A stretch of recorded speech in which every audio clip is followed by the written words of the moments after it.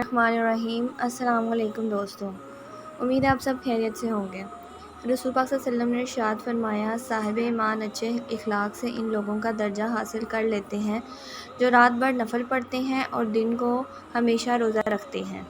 ابو ہریرہ رضی اللہ عنہ سے روایت ہے کہ رسول صلی اللہ علیہ وسلم نے فرمایا، جب تم میں کوئی نماز پڑھتا ہے تو شیطان اس کی نماز میں شبہ ڈالتا ہے، اس کو یاد نہیں رہتا کہ کتنی رکعتیں پڑھی ہیں۔ جب تم میں سے کسی کو ایسا اتفاق ہو تو بیٹھے بیٹھے 2 سجدے کرے۔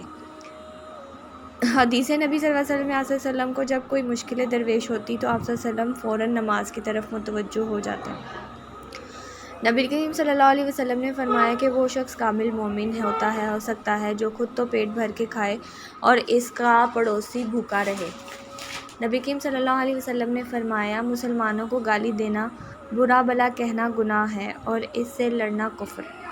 حضرت عبداللہ بن عمر رضی اللہ عنہ سے روایت ہے کہ ایک شخص نے صلی اللہ علیہ وسلم سے دریافت کیا کہ مسلمانوں کی کون سی خصوصیات بہتر ہیں۔ آپ صلی اللہ علیہ وسلم نے فرمایا، کھانا کھلانا اور ہر شان بشا کو سلام کرنا۔ حضرت عائشہ رضی اللہ عنہا سے روایت ہے کہ آپ صلی اللہ علیہ وسلم نے فرمایا، سب سے پاکیزہ ترین کھانا جو آدمی کھاتا ہے وہ اس کے ہاتھ کی کمائی اور آدمی کی اولاد اس کی کمائی۔